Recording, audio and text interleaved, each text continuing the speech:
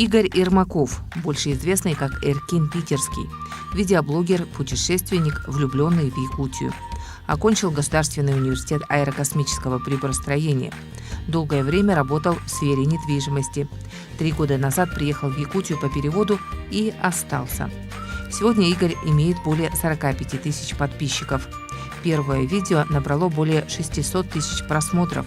За 2 года после переезда в Якутию из Санкт-Петербурга Игорь Ермаков сумел заслужить народное признание за свои оригинальные, искренние, наполненные особенным смыслом видеосюжеты о Якутии.